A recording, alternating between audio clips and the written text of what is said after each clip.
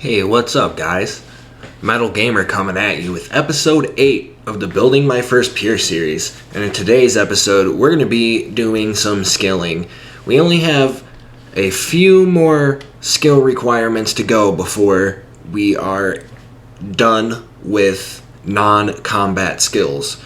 And first up is going to be crafting. And what we're going to do is make ruby rings. We're going to craft ruby rings until we get to 42 crafting. Hopefully the 500 gold bars and rubies that I bought will be enough. If not, no big deal. But yeah, let's get to it. Such a lovely day here in Illinois, and what better thing to do on a lovely day than sit inside and play video games? Am I right? No, I'm very sad. This is depressing. I hate my life. I hate my life. So when I first started playing again on my main account, one of the things that I did to make money was actually to craft sapphire rings. And it wasn't a great money maker by any means, but, you know, being a low level and most of the time it being like at work when I had some free time, I was working at a restaurant at the time that was never really busy despite having pretty fucking good food. But anyways, I would just basically just AFK that while I was waiting for work, for stuff to do. I would clean and get everything done ahead of time, and yeah, I would just then play Old School Runescape on my phone. But hopefully we'll get to 42 crafting here pretty quickly. The only downside to this is you can only make 13 at a time, but it is like right here, so you know, that's not a big deal. I think also to get some magic XP, I'm going to enchant all the ruby rings, just for the hell of it, just because I do want to get my magic level up some more, because we are getting close to doing the two big quests. The two big quests on the list are pretty much just Desert Treasure and Monkey Madness. I've never done Desert Treasure before, but I have done Monkey Madness, and I'm not looking forward to it.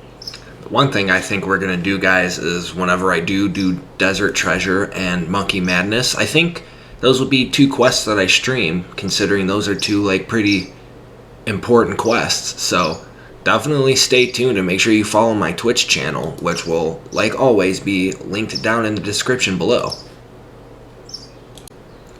Seriously, guys, if you're playing Old School RuneScape and you're not using RuneLight, you need to be, like... So I just wanted to figure out how many ruby rings exactly without having to do all the annoying ass math myself, because I'm a dummy. But anyways, yeah, see, we have to do 201 ruby rings, as you can see here. However, you know, there's this list how many you'll need to do of like everything that you can do up to this point. Or up to your level that you currently are, I should say. It's great. I don't know why people don't use it. Some people are like, oh, it's cheating. Jagex wouldn't approve it if it was cheating. I did also make the mistake of not looking at this first before I started. Taking less cut rubies than it would ruby rings, but it's not that big of a deal. It's whatever. About to hit 40 crafting. This is a big one. Only 2 more levels to go after this. And... hell yeah. Hell yeah, dude. Alright, and after this little inventory, we are good to go. We are done. And though it is not as bad as agility, this was still awful. I still hated it, and I can't believe I ever did this for money making. Although my main does have 70 crafting because of it, so whatever. But yes! Yes! Fuck you too! So next up, we're going to be doing some fire making, and I, for some reason, previously thought I was done with fire making. I thought I only needed to get 40, but nope, I need to get 50. So we're gonna do that. And I've already started. I was doing some mobile while I was at Easter dinner. Before dinner, I was not rude and played on my phone while we were eating. I'm not a piece of shit. And now we are done with firemaking. We now have 50 firemaking. And I'll roll a montage of all those levels because I've been watching Naruto, so I didn't record anything. But that's okay because it's just firemaking. Anyways, let's move on. I think we're going to hit thieving next. Alright, so I went to Draenor to steal seeds from the seed stall, but that was going to take a really long time, so I am going to do the Client of Current quest, and then I'm going to steal from fruit stalls from this point on, essentially.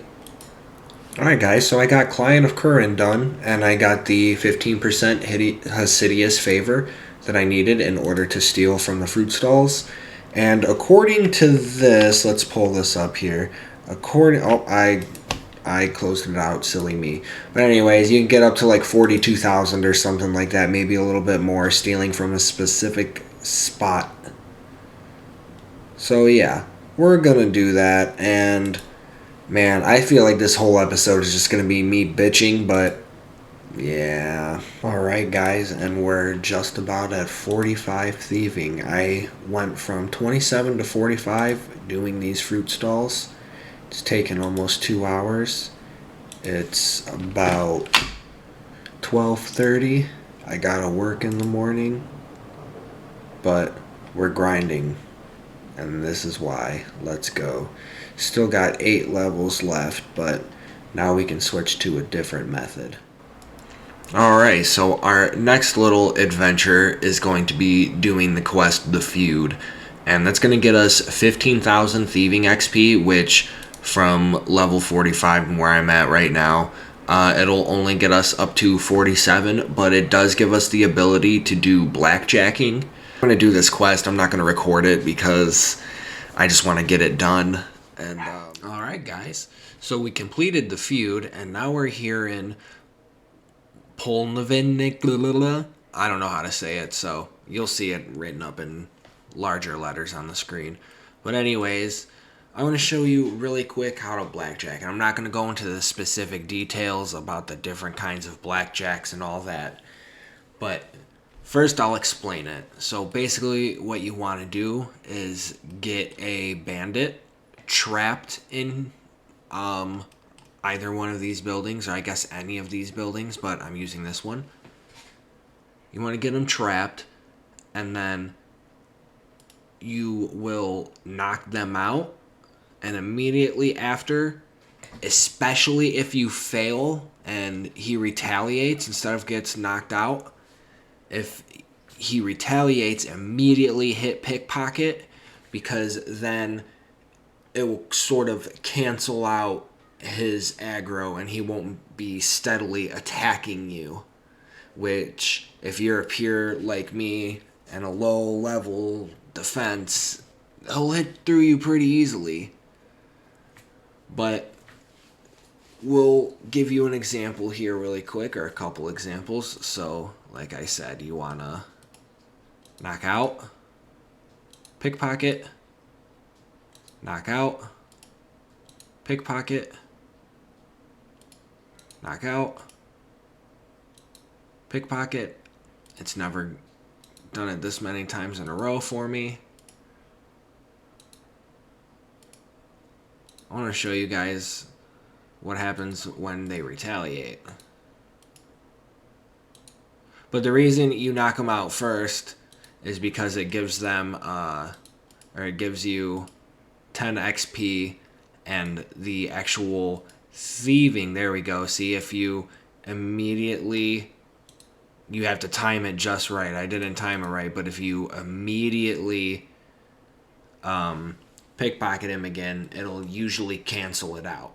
So yeah. But like I was saying, you get 10 XP in thieving for knocking him out, and then the 65 XP from doing the actual pickpocket. And I'm just going to keep on keeping on. This is going to be a long grind. And that's going to be it for today's episode, guys. The next time you see me, I will have 53 thieving, and we will be finishing up the last couple of quests before we do Monkey Madness and Desert Treasure.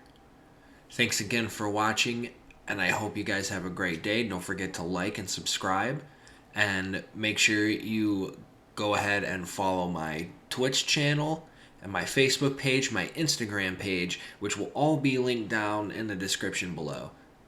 Have a great one, guys.